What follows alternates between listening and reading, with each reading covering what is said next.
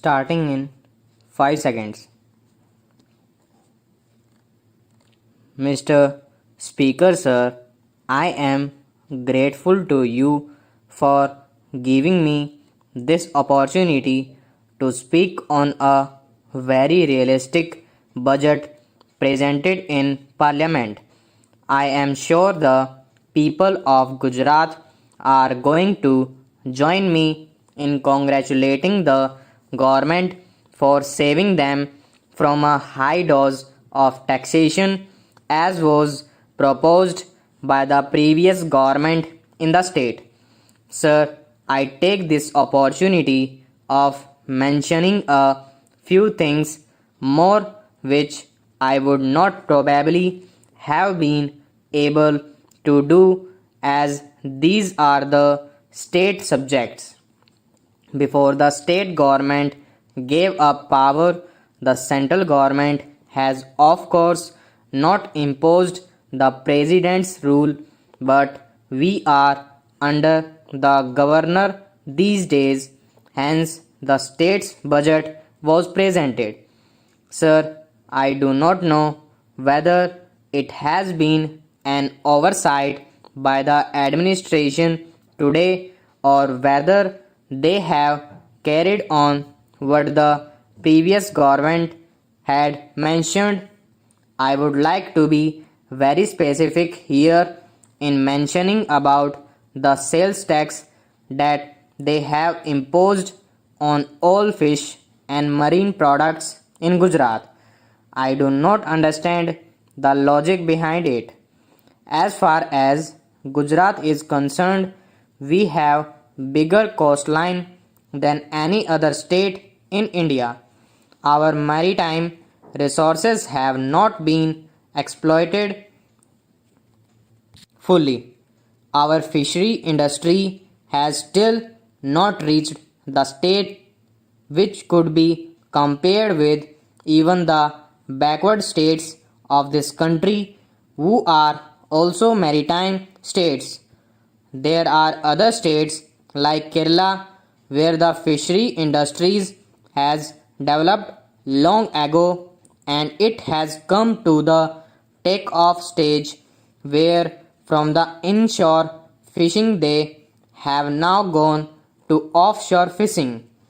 Even in those states where 50% of marine products are exported, they do not have sales tax on fishing and marine products. The Gujarat government expects a revenue of about rupees 40 lakhs to rupees 50 lakhs by way of sales tax. I am sure that they are going to ask you also that these taxes should be imposed on the traders and on the fishermen and not on industries. We know that whenever such a tax is imposed, it goes down to the fishermen. The fishermen in Gujarat are poor. We recently had an example of the export duty levied on all wool that was exported. There too Gujarat was affected. The argument given at that time was that this export duty was expected. There too government was affected as such. The consumer of the marine product is not going to pay more. The trader is not going to reduce his profit margin. It is finally going to come down to the small fisherman. I plead that this growing industry in Gujarat should be released from taxation. On the contrary, they should have given more encouragement and incentives to this vital industry. Gujarat does not get fish only from the sea. It is probably the only state where inland fishers have developed.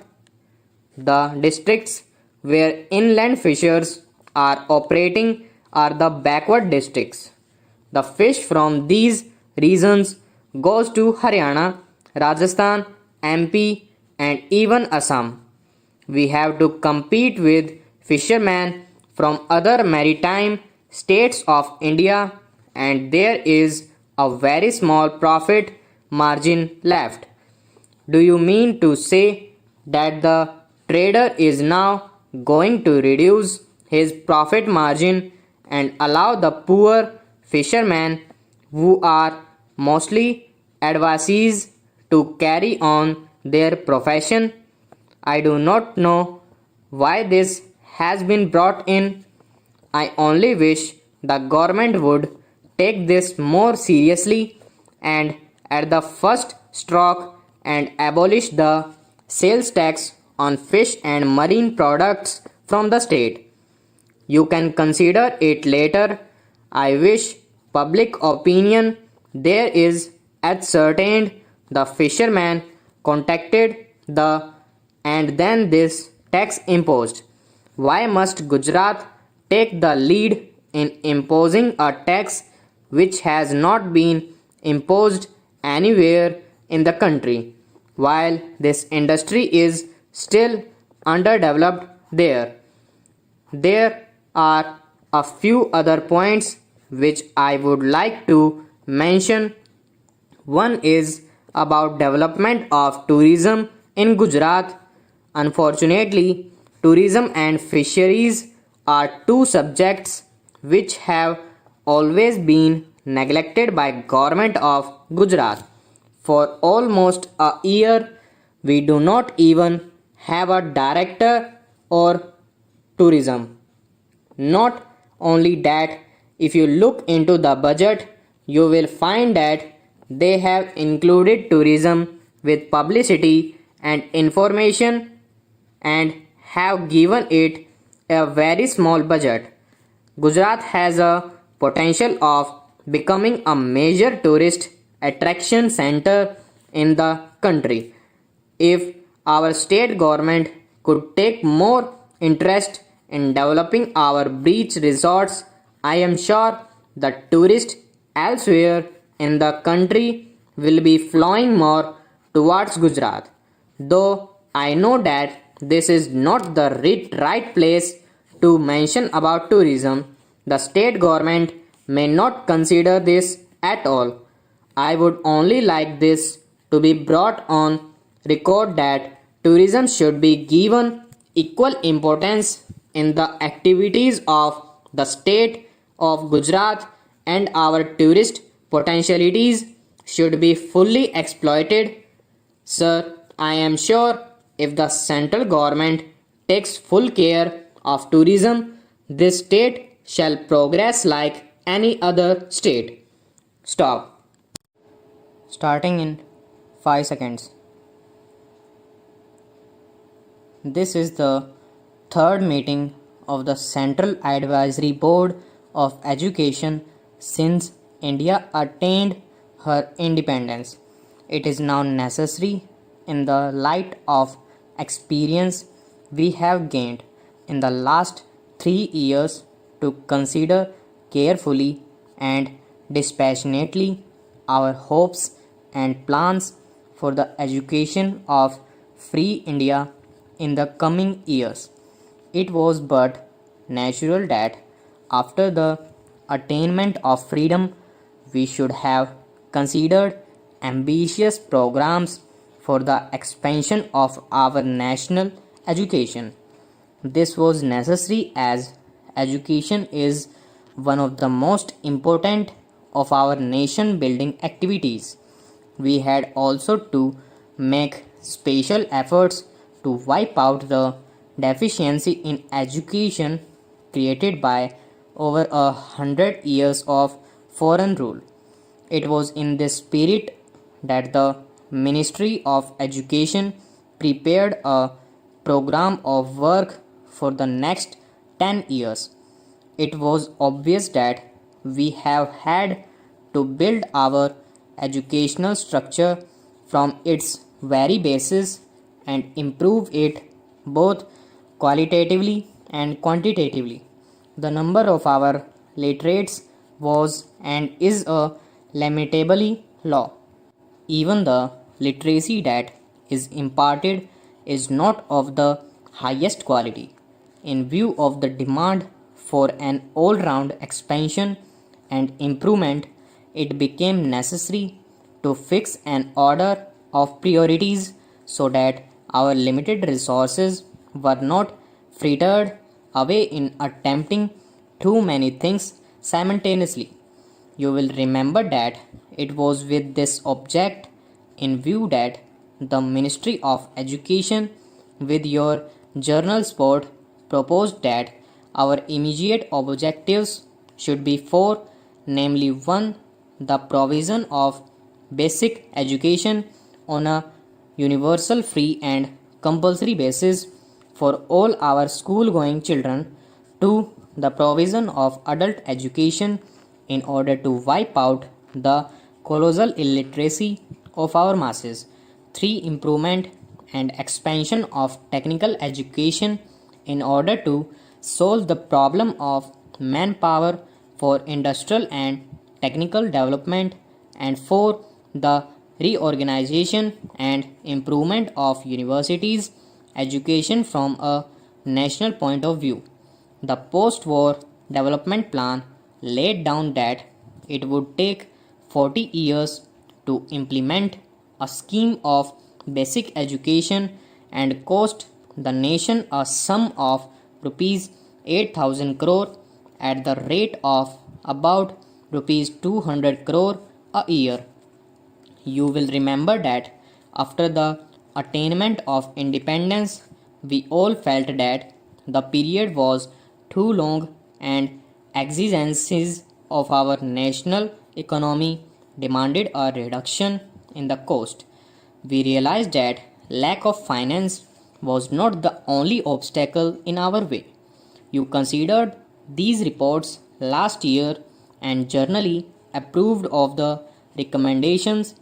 I agree with your views and feel that in the light of modifications suggested, we may prepare our programs on the basis of cooperation between the state and the people so that the state may extend the necessary facilities and services on the one hand and the people on the other supplement on a voluntary basis the efforts of the state.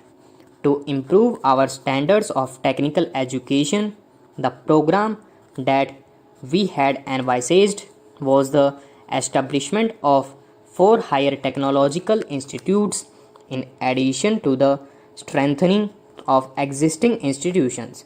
Considerations of finance did not permit us to start with all the 4, but we thought that at least a beginning should be made.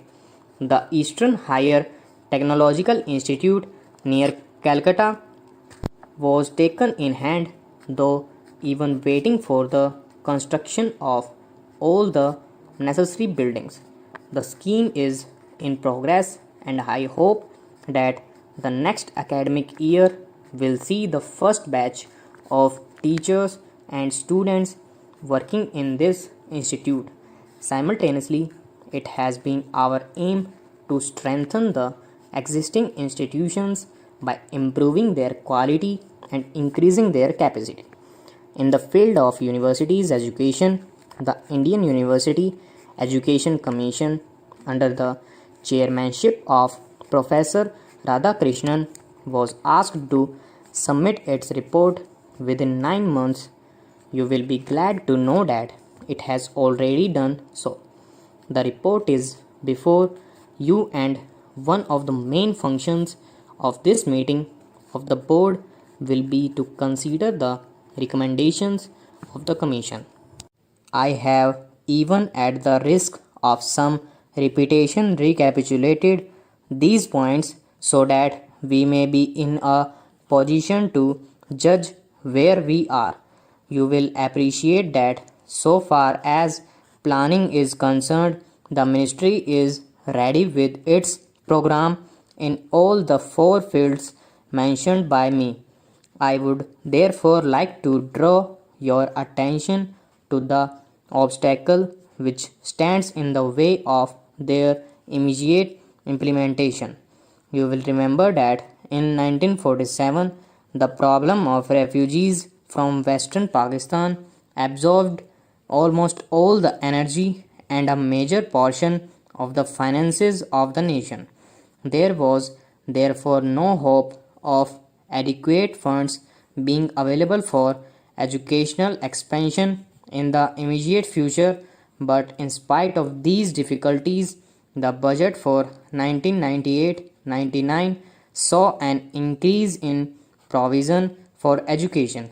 During 1998-99, our scheme for educational reconstruction reached a suitable stage for implementation. It was my hope that the 1999-2000 budget would enable us to make a beginning with the program for the same now. Stop. Starting in 5 seconds. We are meeting after a year to discuss our common problems. As you are aware, the Indian Historical Records Commission deals with all kind of historical records. The scope of our deliberations is therefore wide and extensive. It will, however, be of advantage to confine ourselves to matters of first concern, and I am sure you will agree that these relate to questions affecting the national archives. In all countries, the national archives are the treasure houses of their historical wealth, and we in India can justly take pride for the extent and magnitude of our richness in this field. Our national archives contain a vast collection of records, but systematic series begin from 1672. Some of the latest records are as late as 1999. They therefore tell the story of nearly 300 years of a most interesting and momentous period of India's history. If what remains of the scattered records of Mughal period are added to these collections, we can say that our records go back to the 15th century. There are not many countries which can claim records which go so far back. From the point of view of quantity, also, ours is one of the biggest collections not only in Asia but in the world. I cannot give you the exact number of our records, for much work of indexing and cataloging still remains to be done, but to give you some idea of the extent of the collection, I may say that if all these records are assembled in one place, there is no building in India big enough to contain all of them. It is hardly necessary for me to stress before the present audience the importance of national records. Such records are the basis of history and can alone give authenticity to our knowledge of the and the past. When we read of the past, we are often troubled by the fact that our knowledge is neither complete nor adequate. Contemporary historians hardly ever leave accounts which satisfy succeeding generations, and in fact, they are often not in a position to judge what should be recorded and what left out. If, however, complete records are available, the annals of the past can be reconstructed, but in most cases, such records of the past do not exist. We know that during the Mughal period, India had the instruments of civilized law. During the 19th century, the European state adopted the convention that all the state records should be opened to the public after a lapse of 50 years. The records of the Napoleonic era were thus released to the public in about 1870. The Napoleonic era was a period of great progress in different fields, and it was described contemporaneously by many well known historians.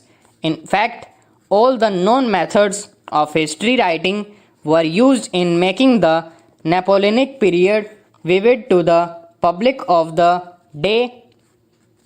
But even then, when the official records became available in 1870, it was found that our knowledge of the period was both enriched and altered.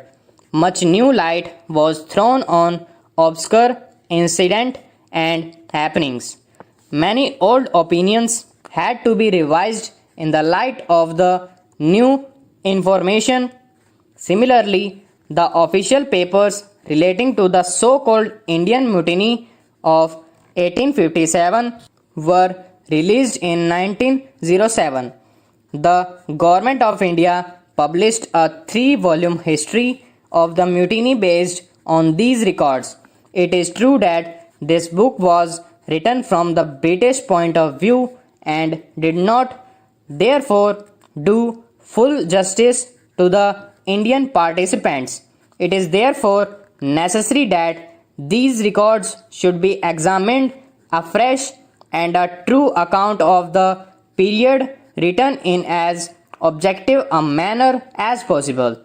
Even then, the official history, which was based on these records, revealed many facts that were previously unknown and corrected many of our wrong ideas about the different characters who participated in these momentous happenings. These two examples show how essential records are for a true interpretation of history. If, however, the records are to be utilized to the fullest extent, it is necessary that they should not only be preserved but also arranged and classified systematically. There must also be sufficient number of scholars with the necessary knowledge and scientific attitude to take full advantage of the information contained in them. In our national archives, we have an immense storehouse of such records, but two things have stood in the way of our utilizing them fully. One, we have not been able to make arrangements for all the records to be kept in one place, and two, we have not been able to appoint the staff necessary for the completion of the work of classification and indexing of the available records. In 1998, I had intended that the Government of India should undertake this task at an early date, and accordingly a scheme was drawn up for the improvement of the tempo and the quality of the work later. Stop.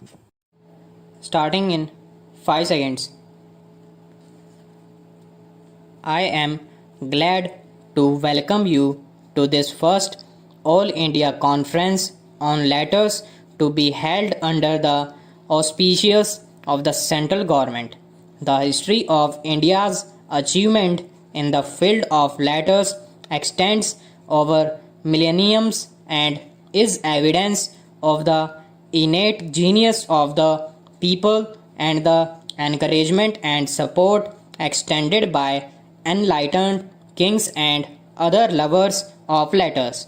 These great traditions still remain, but for reasons which are well known, the patronage which in the past was extended to literature by the state has been absent ever since India lost her independence. Now that India is free, it is imperative that we try to make up for the lost ground and create conditions in which our language can develop their innate potentialities and contribute to the heritage of the world. I may briefly refer to the proposal which was put forward over 5 years ago by the Asiatic Society of Bengal for the establishment of a national culture trust. This was to be charged with the task of stimulating and promoting the culture of the country in all its aspects. The society proposed that the trust should function as an autonomous body and consist of three academics: an Academy of Letters to deal with the Indian languages, literature, philosophy, and history, an Academy of Art and Architecture, and an Academy of Dance, Drama, and Music. Was intended that these academies should aim at maintaining and improving the standards of achievement of all these fields of culture, since literature and culture can flower best in an atmosphere free from the restrictive influences of officialdom. It was proper for the Asset Society to recommend that the trust should be an independent body, predominantly non-official of its composition, and operate through its own agencies. In order to give greater freedom to the trust and made to independently of annual grants from the central and provincial governments, the society also proposed that an endowment of 4 crores of rupees should be created. The proposals were referred to the Central Advisory Board of Education, which asked one of its committees to examine them. Accordingly, it was recommended that the central government should contribute half the amount, while the provincial governments and the Indian states should contribute the balance. You are all aware that ever since the attainment of independence, the country has been passing through a period of difficulty. As you know, the financial difficulties still continue, and this is not certain when the government will be in a position to carry out its program in respect of the trust. Nevertheless, a beginning has been made, and an All India Conference on Art was held at Kolkata in August 1949, as a result of which an advisory body on art was set up. We have decided to hold the conferences on letters and on dance, drama, and music during the current year, so that the advisory bodies for these subjects may also be set up without further delay. In the pursuance of this decision that we have met today, and I am hopeful that your deliberation will help us the attainment of our objectives. I am glad to find this array of non-official talent in this assembly, the more so as the importance of non-official initiative in the fields of culture cannot be overemphasized. If you look at the agenda, you will find that the first item for all your consideration is a proposal for the establishment of an Indian Academy of Letters, which will coordinate literary activities in all the Indian languages. Coordinate is perhaps an unfortunate word, because all literary creation is an expression of the freedom of the spirit and does not lend itself to control an organization. What, however, an academy can do is to consider ways and means for the preparation and maintenance of an overall survey of literacy in all the Indian languages, so that through greater knowledge of one another's efforts, literary men and women in all the languages can be spurred to greater activities and help in the creation of literature which is comparable to that of the advanced languages of the world. So long as there was an alien government in the country, the people were suspicious of any governmental interference in the sphere of literature and culture. This was natural, for the people feared that such interference would have political implications. Today, with the establishment of a national government, there need be no such political fears, and some people, in fact, accept the government to be entirely responsible for the development of our languages. I would, however, like to state that even a national government cannot and should not be expected to develop literature and culture through official orders. The government should certainly help both by material assistance and by creating an atmosphere which is congenial into cultural activities, but the main work of the development of literature and culture must be the responsibility of individuals endowed with talent and genius. Stop. Starting in 5 seconds.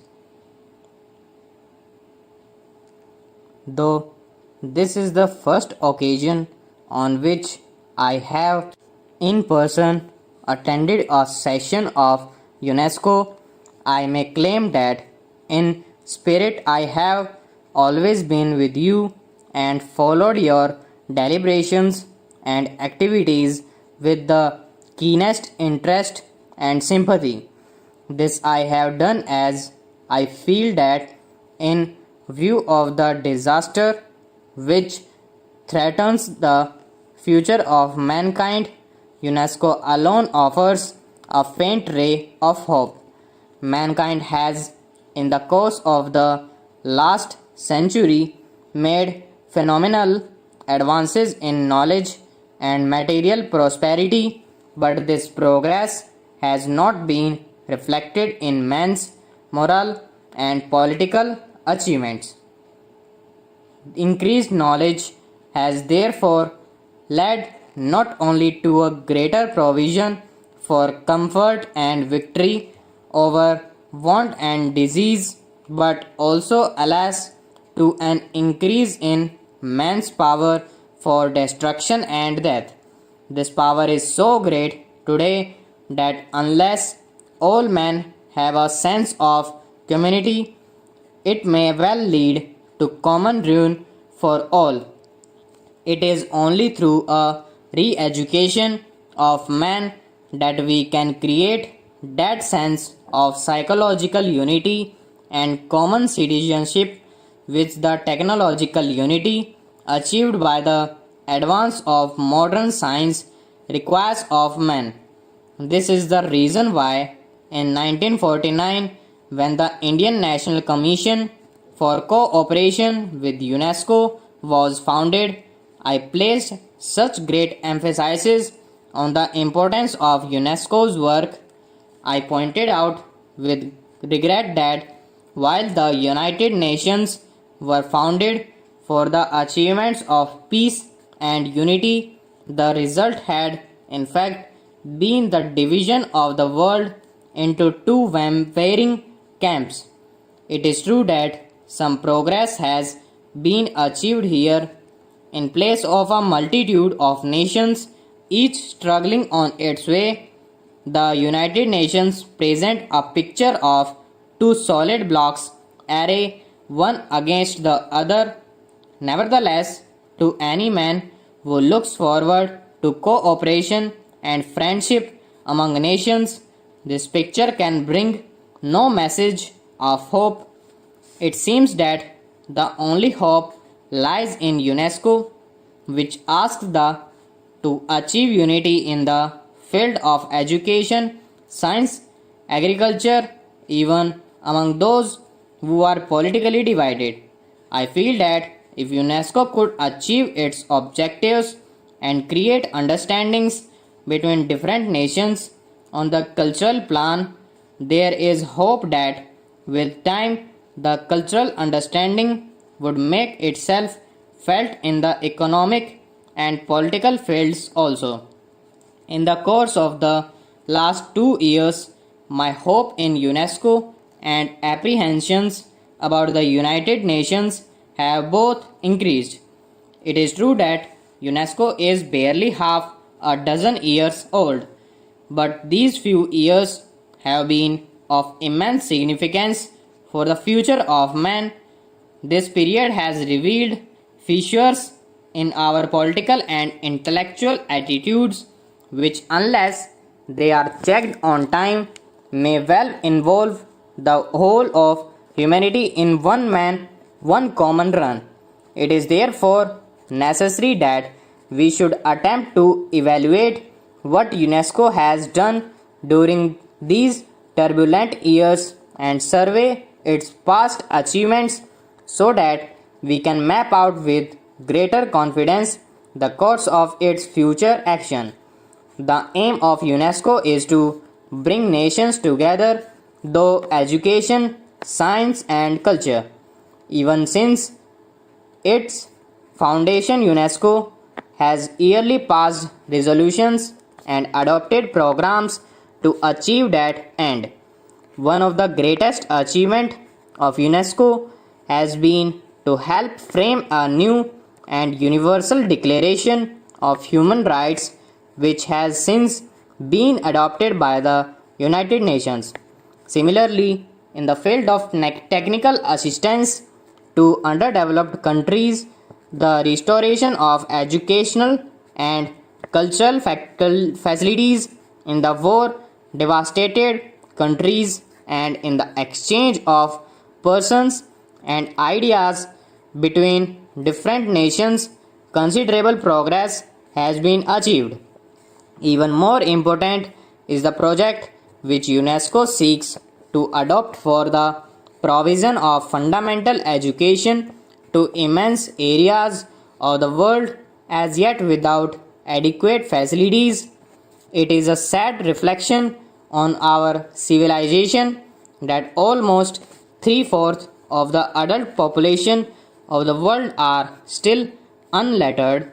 Literacy and ignorance directly contradict all our professions for the rights of man and constitute a threat to universal democracy, peace, and progress.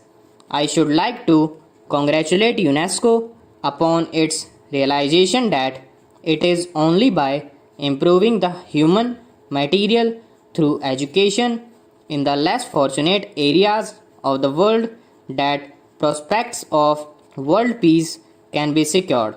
While no one can for a moment question the program of UNESCO in these fields, I feel sure that you, Mr. President, and you, Mr. Director General, will agree with me that UNESCO cannot succeed in its objectives so long as the fear of war and destruction cripple the creative energies of man. Unless this threat can averted, all our efforts to advance education, science, and culture seem a mockery. If the world is to be saved from disaster, we must, as intelligent men and women, decide what steps UNESCO can take to avoid the threat of war. It will not do to say that the questions of war and peace are primarily political and do not concern UNESCO, which is the body devoted to the advancement of education, science, and culture, that cannot be so always as such. Stop. Starting in 5 seconds. Mr. Vice Chairman, sir, I rise to support the 6th schedule to the Constitution Bill 1988, which is brought on the floor of this House. Sir, it is a welcome measure in the right direction. This bill seeks to devolve more powers to the district councils. Sir, in the district councils, the members are the tribals. Sir, the founding fathers of the Constitution of India, through their wisdom and political foresight, recognized the very delicate sentiments, culture, and traditions of the tribals.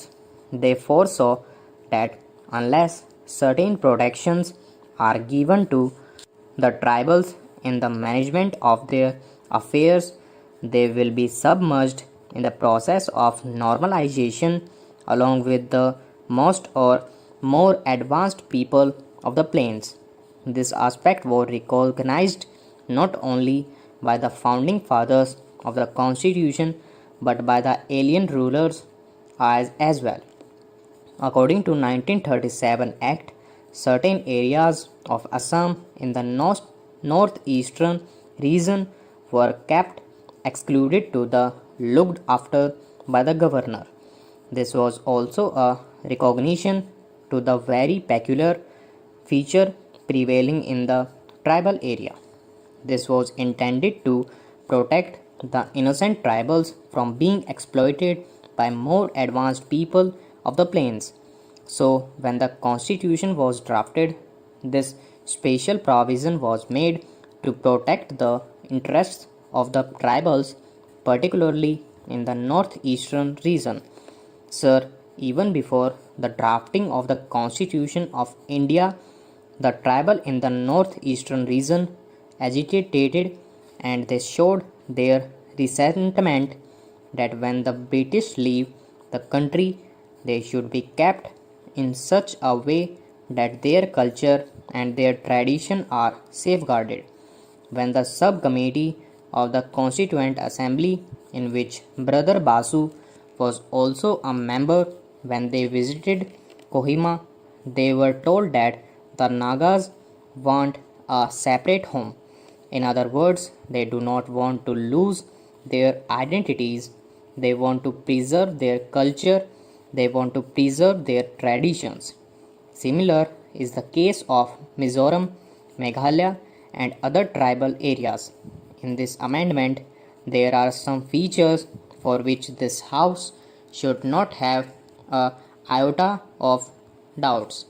If you just look at the face of the bill, a question would arise that when the entire state is predominantly tribal, why should we have tribal councils that even among the tribals there are some minorities within the tribals who have to be cared?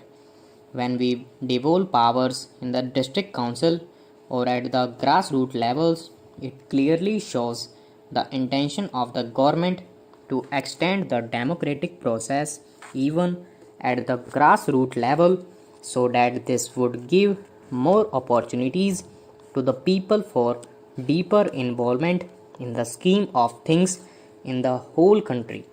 If we all the time look at the tribals as backward and if we do not give opportunity to them to develop, how can they be trained in the art of governance? How can they be trained in the running of affairs of their own state?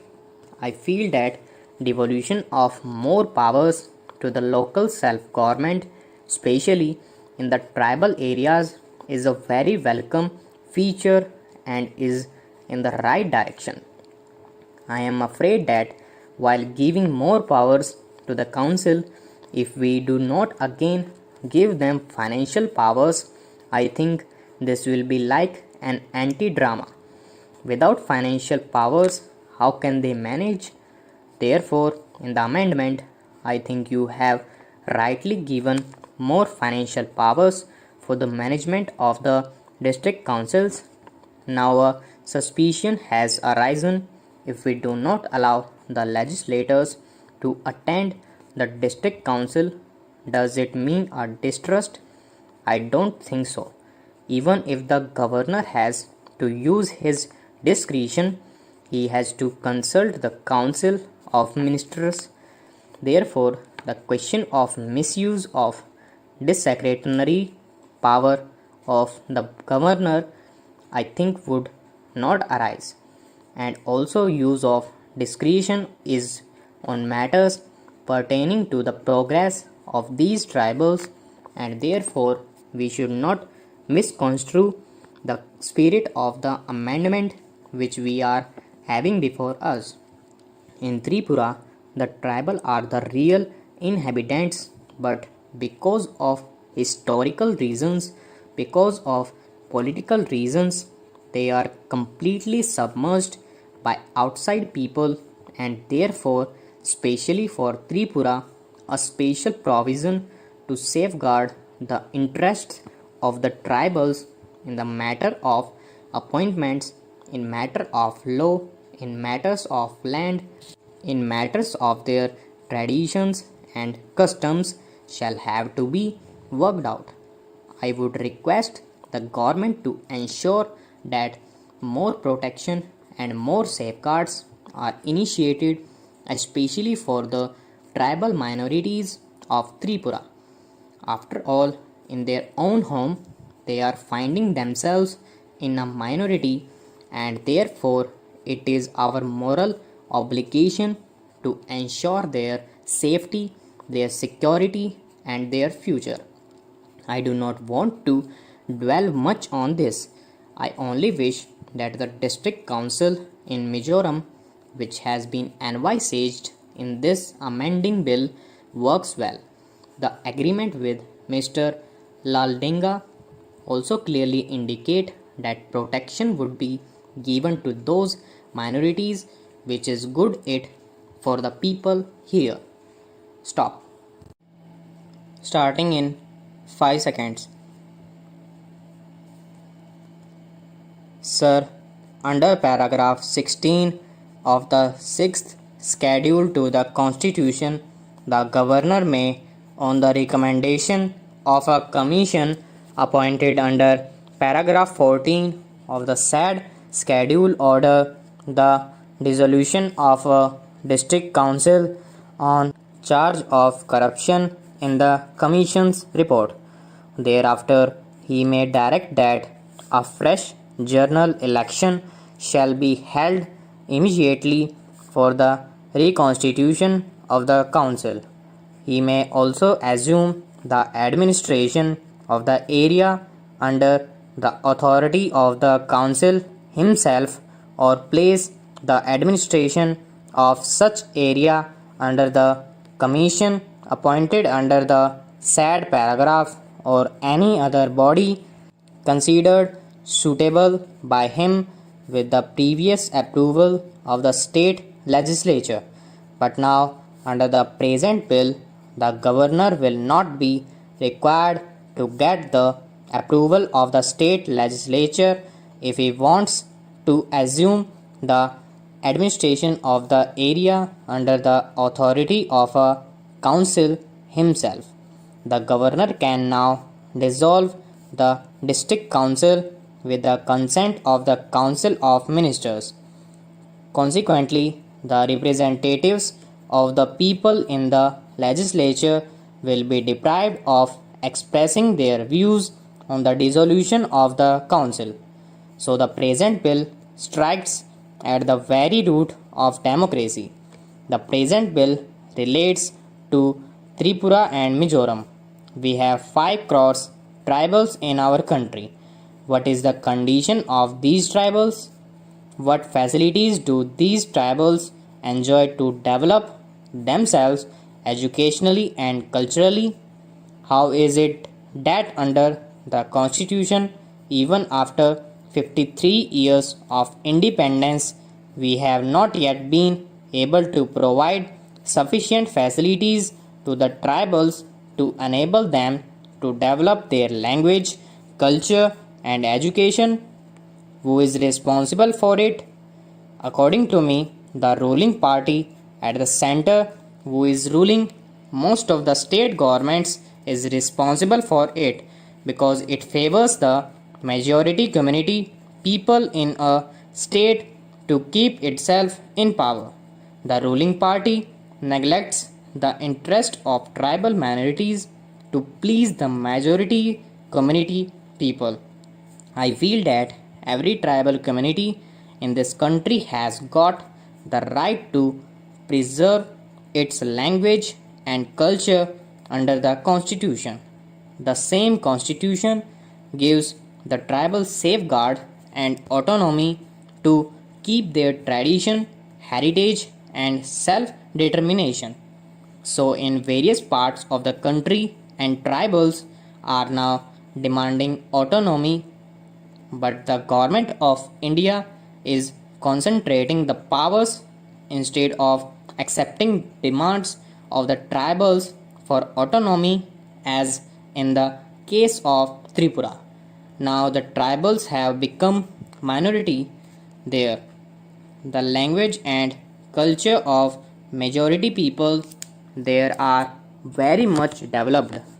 So the main question before Tripura is how to preserve language and culture of the tribals. The sixth schedule to the constitution gave constitutional guarantees to the tribals for the preservation of their language and culture. It is very unfortunate that the said schedule is now being amended for snatching away the constitutional rights. The tribals of Tripura struggled long for the formation of autonomous district council. They got their autonomous district council after the left front government came to power there. What happened during the last election in Tripura? It is known to the Honorable Minister and to the people of Tripura. 10 days before election, Tripura National Voluntaries murdered people of majority community in tribal areas in order to create a feeling of insecurity among them. Taking advantage of the insecurity of the people of the majority community, the central government declared Tripura a disturbed area and deployed army there. The ruling party exploited the issue of security for the people of the majority community and came to power unjustly. Now the present bill seeks to please the people of the Bengali origin in Tripura. Entire tribal community are against this bill. What is the viewpoint of the tribals in the northeastern region about this bill? The tribals in the said region held meetings and submitted memorandum to the central government. They also met the minister. The minister assured them that the draft bill, which had been sent to them by the central government, would be discussed with them before it was given the final shape. Sir, no district council of the northeastern region has supported the present bill. The Autonomous District Council of Tripura has unanimously protested against this bill. Therefore, I would request the Honorable Minister to withdraw this bill. This bill cannot satisfy the tribals of Tripura and the northeastern region. This bill will lead them to the path of destruction. Therefore, the Honorable Minister should withdraw this bill in order to safeguard the interest of the tribals in Tripura. Sir, Tripura was included in the 6th schedule in 1984, having no power in the district council. There were commitments in the Memorandum of Settlement of Tripura and Mizoram with a view to safeguarding the interests of the minority tribals in these states, as well as restoration of peace and normalcy in Mizoram and Tripura. There were underground activities going on for years together. It was the feeling of the tribal people that they would lose their identity in future. Stop. Starting in 5 seconds. We now come to the regulations that can be framed relating to private unaided professional institutions. It would be unfair to apply the same rules and regulations regulating admission to both aided and unaided professional institutions. It must be borne in mind that unaided professional institutions are entitled to autonomy in their administration, while At the same time, they do not forego or discard the principle of merit. It would therefore be permissible for the university or the government at the time of granting recognition to require a private unaided institution to provide for merit based selection while at the same time giving the management sufficient discretion in admitting students. This can be done through various methods. For instance, a certain percentage of the seats can be reserved for admission by the management out of those students who have passed the common entrance test held by itself or by the state or university and have applied to the college concerned for admission, while the rest of the seats may be filed up on the basis of counseling by the state agency. This will incidentally take care of poorer and backward section of the society. The prescription of percentage for this purpose has to be done by the government according to the local needs, and different percentage can be fixed for minority, unaided and non-minority, unaided and professional colleges. The same principles may be applied to other non-professional but unaided educational institutions, that is, graduation and post-graduation non-professional colleges or institutes.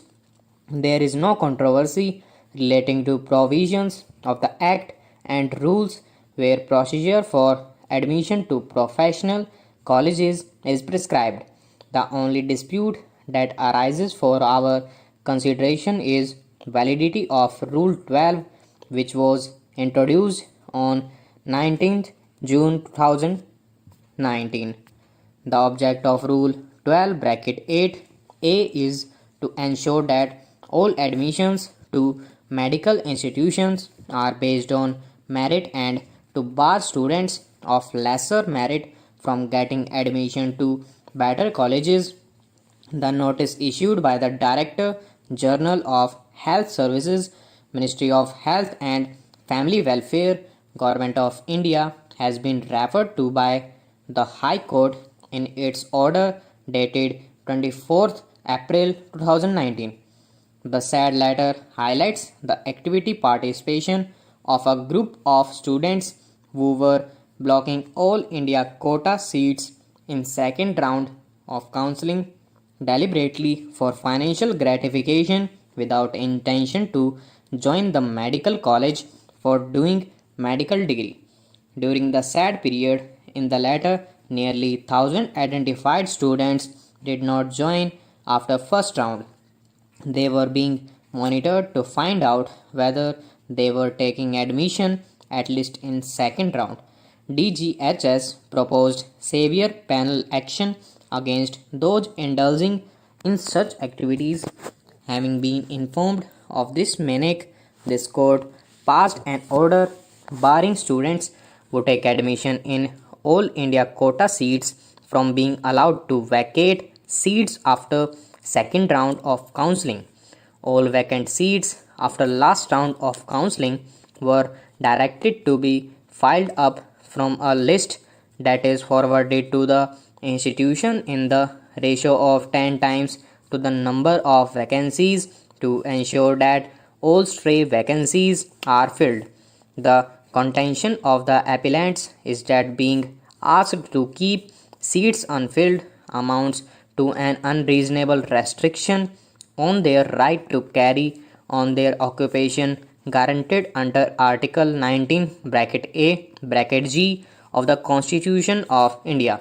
Even assuming the object of the rule is to ensure that lesser meritorious candidates do not get admission to better colleges, the measure adopted by the government in keeping seats vacant is disproportionate.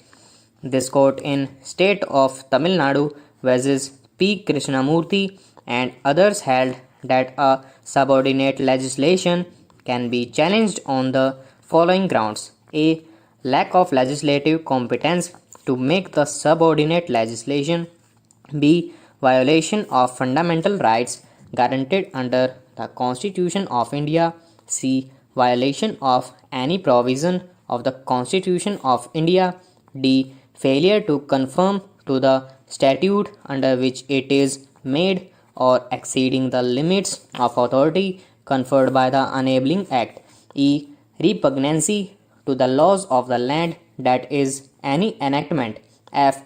Manifest arbitrariness or unreasonableness. It is relevant to examine whether a subordinate legislation can be declared as unconstitutional on the principle of proportionality. This court in Kerala State Beverages Corporation Limited versus P. Suresh held the challenge to the order dated 7th October 2004 by which the respondents were deprived of an opportunity of being considered for employment is on the ground of violation of Article 14, 19 and 21 of the Constitution of India. Lord Diplock in Council of Civil Service Unions versus Ministry for the Civil Services held that the interference with an administrative action could be on the ground of illegality, irrationality, and procedural impropriety. He was of the opinion that proportionality could be an additional ground of review in the future. Interference with an administrative decision by applying the Wednesbury principles is restricted. Stop.